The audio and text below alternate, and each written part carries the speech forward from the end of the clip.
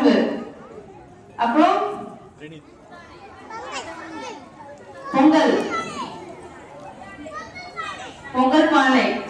அதாவது பொங்கல் நாளை வந்து நமக்கு 4 நாள் வந்து நம்ம கொண்டாடுறோம். முதல் நாள் வந்து போகி, 2ஆம் நாள் தை திருநாள், 3ஆம் நாள் மாட்டுப் பொங்கல், 4ஆம் நாள் காணும் பொங்கல். அதாவது போகினா உங்களுக்கு தெரிஞ்ச விஷயம் தான். பழையன கழிதலும் புதியன புகுதலும். அதாவது வீட்டுல தேவையில்லாத குப்பைகளும் தேவையில்லாத பொருட்களும் எரிப்பது. அது மட்டும் இல்ல, நம்ம மனசுல இருக்கிற கெட்ட எண்ணங்கள், கெட்ட புத்திகள், பொறாமைகள் அனைத்துமே அதோடு எரிந்து விடணும். நம்மளோட வாழ்க்கை வந்து சிறப்பா இருக்கணும். ஏன்னா தை பிறந்த உடனே செழிப்பா இருக்கணும் அப்படின்னு சொல்லிட்டு என்ற எண்ணத்துலதான் இந்த போகி பண்டிகையை கொண்டாடுவாங்க. இரண்டாவது வந்து தைப்பொங்கல். தை திருநாள் அன்று என்ன பண்ணுவாங்கன்னா, அதாவது ஆடிப்பட்டம் தேடி விதைன்னு சொல்லுவாங்க. 6 மாதம் வந்து விதைத்த அந்த நெல்லானது மார்கழி மாதத்துல அறுவடை செஞ்சு தை திருநாள்ல அதாவது கையாலே குத்தி அந்த பச்சரிசியும் நெய் வெல்லம் போட்டு பொங்கி இறைவனுக்கு வந்து படைப்பாங்க. எப்படி அந்த பொங்கலானது பொங்கி வருதோ அது போல நம்மளோட வாழ்க்கையிலும் இன்பங்களும் சந்தோஷங்களும் பொங்கி வரணும்ன்றது. அதனாலதான் பொங்கலோ பொங்கல் ஆண்டு அப்படின்னு சொல்லிட்டு அந்த பொங்கி வரும்போது அதை சொல்லுவாங்க.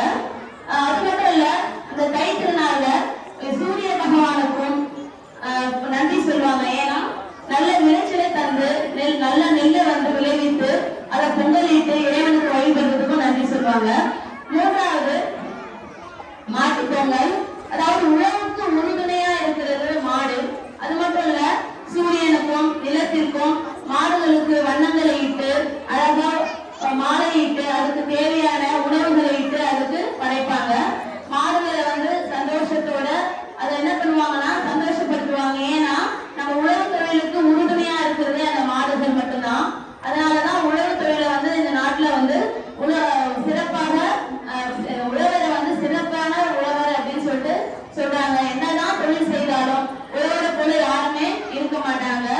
அதனால உழவு தொழிலுக்கு சிறப்பு வாய்ந்தது வந்து சிறப்பாக கொண்டாடுவதற்கு மாடும் ஒன்று நமக்கு துணை புரியுது. அதனால மாட்டு பொங்கல் அன்று மாடுக்கு வந்து உணவுகளை இட்டு பொங்கல் இட்டு அதுக்கு வண்ணம் இட்டு சந்தோஷம் அடைவாங்க.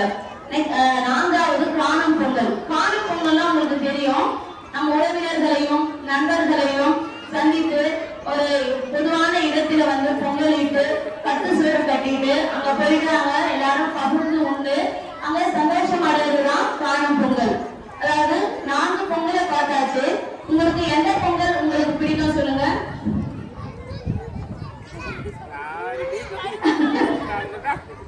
மாட்டு பொங்கல் பிடிக்குமா, தை பொங்கல் பிடிக்குமா?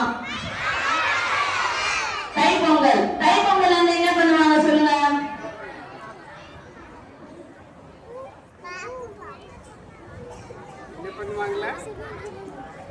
என்ன பண்ணுவாங்க? சாப்பிடுவாங்களா? அதாவது பானை, புது பானை வாங்கி அழகா பொங்கல் இட்டு அதுக்கு சூரியனுக்கு பறிச்சுட்டு அந்த பொங்கலை வந்து எல்லாருக்குமே என்ன பண்ணுவாங்க பகிர்ந்து உண்ணுவாங்க. அதாவது உங்களோட பொங்கலோட சிறப்பை நீங்க தெரிஞ்சுக்கணும். ஏன்னா ஏன் பொங்கலுக்கு வந்து பொங்கல் அன்று மட்டும் எல்லாருமே நம்ம கொண்டாடுறாங்கன்னா, அதாவது உழவர்கள் வந்து நாள் முழுவதும் அதாவது வருடங்கள் முழுவதும் அவங்க நிலத்துல வந்து உழுறாங்க. அவங்களுக்கும் ஒரு சந்தோஷம் கிடைக்கிறதுக்காகவும் அதாவது நம்ம உழவுக்கு உறுதுணையா இருக்கிற அனைத்துக்குமே நன்றி சொல்லும் மனமாக இந்த பொங்கலை வந்து கொண்டாடுறாங்க. இந்த பொங்கல் வந்து நீங்களும் சிறப்பாக கொண்டாடுவதற்கு நான் வாழ்த்துகிறேன். நன்றி.